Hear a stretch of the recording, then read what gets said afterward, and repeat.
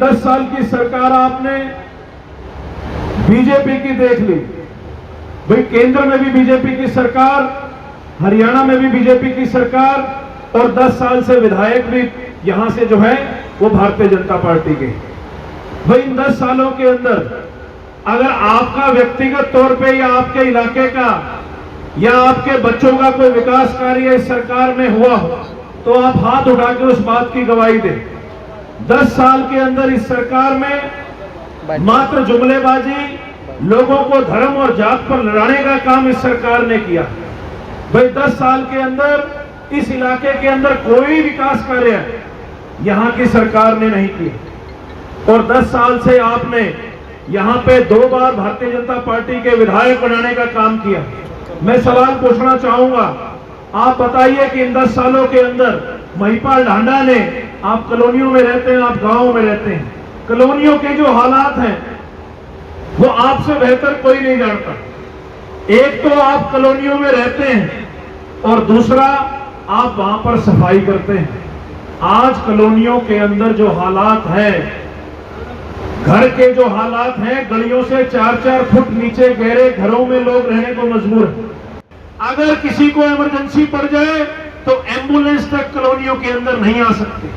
आज गलियों के ऐसे हालात हैं और इन 10 सालों में सबसे बड़ा बेड़ा गर्क करने का काम इस सरकार ने किया तो वो परिवार पहचान पत्र फैमिली आईडी के माध्यम से किया। इस फैमिली आईडी की क्या जरूरत है? एक आदमी के पास आधार कार्ड है, उसके पास वोटर कार्ड है, उसके पास अपना राशन कार्ड है, तो इस परिवार पहचान पत्र की क्या जरूरत थी? ये जब से परिवार पहचान पत्र की बीमारी हरियाणा में आई है, घर का एक आदमी तो कागज लेकर तहसील में अपने कागज ठीक कराने पे सरकार ने लगा रखा है।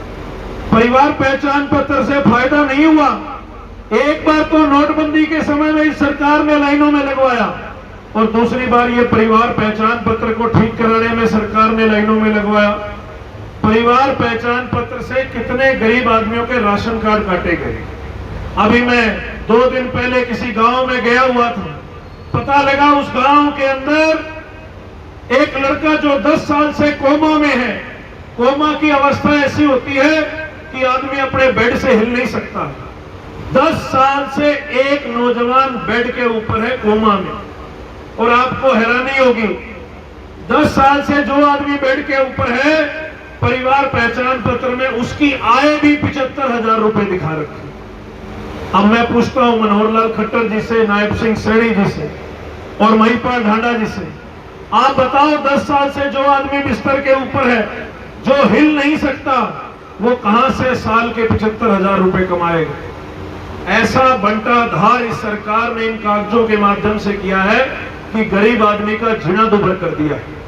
आप सब दिहाड़ीदार आदमी, आप सभी सुबह से शाम तक मेहनत करते हैं, तब जाकर शाम को 2 समय की रोटी नसीब होती है।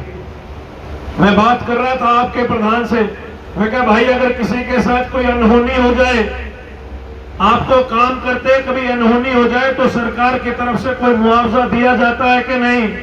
वो कह रहे जी हमें ऐसी कोई सुविधा नहीं दी जाती। मैंने कहा हमारे नेता चौधरी भूपेंद्र सिंह हुड्डा जी ने कहा है कि जितने हमारे सफाई कर्मचारी भाई हैं, आप सुबह से शाम तक शहर को साफ करने का काम करते हो।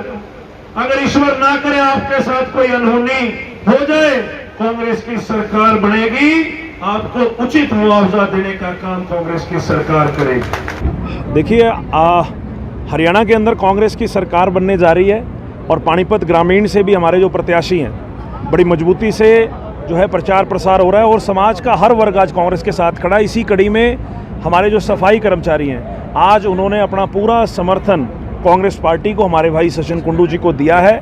हमारे जो सफाई कर्मचारी यूनियन है, उनके प्रधान राहुल हमारे साथ खड़े हैं और सभी का देखिए 10 साल के अंदर समाज का हर वर्ग इस सरकार से परेशान हो चुका है, क्योंकि जो उम्मीदें लोगों को भारतीय जनता पार्टी से थी, यहाँ के विधायक से थी, उन उम्मीदों पर बीजेपी खरी नहीं उतर पाई। इसलिए लोगों का इस बार बदलाव करने का मन है और कहीं ना कहीं लोगों के अंदर कांग्रेस पार्टी के प्रति हमारे नेता चौधरी भूपेंद्र सिंह हुड्डा जी, उदय भान जी, दीपेंद्र सिंह हुड्डा जी के प्रति आस्था, एक उम्मीद है कि जिस प्रकार से 2005 से लेकर 14 तक भूपेंद्र सिंह हुड्डा जी का जो शासनकाल रहा, आज लोग उस शासनकाल को और 10 साल के खट्टर साहब के, नायब सिंह सैनी जी के शासनकाल को तोल रहे हैं। और कहीं ना कहीं लोगों की उम्मीद है कि दोबारा से कांग्रेस का राज इस प्रदेश में स्थापित करें। और इसीलिए मैं आज इनके बीच में पहुंचा था और बड़ी खुशी की बात है, क्योंकि इनके लिए समय निकालना बड़ा चैलेंजिंग काम है। मैं फिर भी सभी सफाई कर्मचारियों का,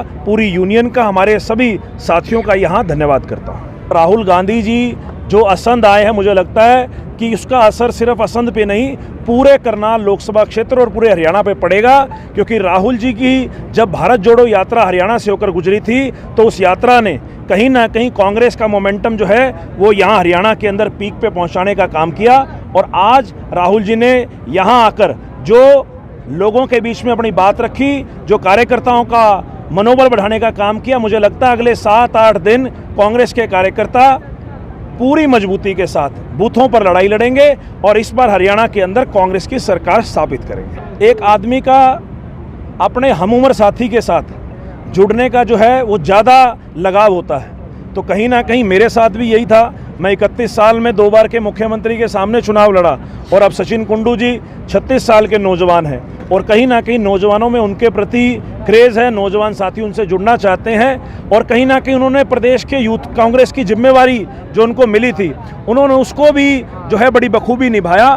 तो ये बात है कि आज हरियाणा के अंदर आप देखिए कि कांग्रेस पार्टी ने ज़्यादा से ज़्यादा नौजवानों को मौका दिया है और उसी कड़ी में हमारे भाई सचिन कुंडू जी को यहाँ से प्रत्याशी बनाया है। मुझे लगता है कि नौजवानों में एक अलग उत्साह सचिन कुंडू जी के प्रति है, लेकिन फिर भी आज चाहे वो नौजवान हैं, चाहे वो बुजुर्ग हैं, चाहे हमारी माताएं हैं, बहनें हैं, आज सभी कांग्रेस पार्टी की ओर एक उम्मीद से देख रही है। और मुझे लगता है कि आने वाली 8 अक्टूबर को जब नतीजे आएंगे तो पानीपत ग्रामीण से भारी मतों से भाई सचिन कुंडू विजयी होंगे।